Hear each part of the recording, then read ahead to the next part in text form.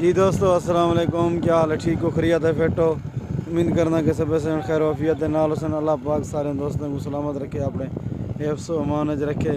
जी दोस्तों ये है मिठावण नदी, तो मैं मिठावण नदी के विच खड़ा चा ते अज छण छण दा निहार ते अज दी तो सूरत हाल दसना पिया। रात पानी चंगा भला है ते हुण तकरीबन 10:30 का टाइम है। पानी दी ये पोजीशन है, मैं इतना कह नहीं, लेकिन बारिश मुसलसल खड़ी है दई इतना तुम लेते बहुत थोड़ा जागे फुल बारिश है। तो जी हुण बारिश थी है, सवेरे बारिश थी है, उनका पानी मजीद आवन के चांस हैं। तो बाकी मैं दोस्तों के नाल वीडियो ज़रूर शेयर करना रहा और दोस्तों को आगाह भी करना रहा। तो तुसा दोस्त यह कोशिश की करो यार, सारे नाल एक ताउन तो सपोर्ट की करो, वीडियो को गुते शेयर किया करो यार। जेरे लोग हैं ना ही मिठावण नदी के किनारे दे उत्ते या मिठावण नदी का पानी उन्हें को लगदे या उन्हें को सैलाब का खतरा है, पानी का खतरा है, ताकि वीडियो तुहाडे शेयर करने नाल उन्हें को भी पता लग वजे।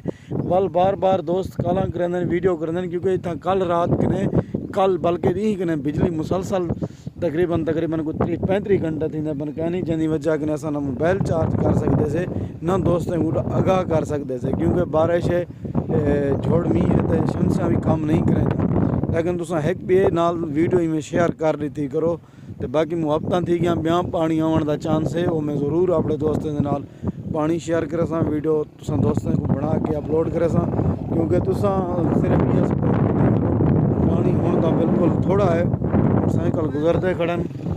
ये हाल ठीक ही खैर है, खैरियत है फिर ठीक। हाँ ही मैं टाइम पास करने पानी रात ढेर है, होने वाली बारिश का उसी का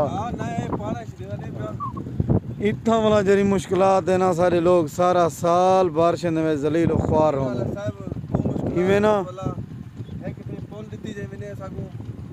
पुल खुदा नसीब नाली नहीं मिलती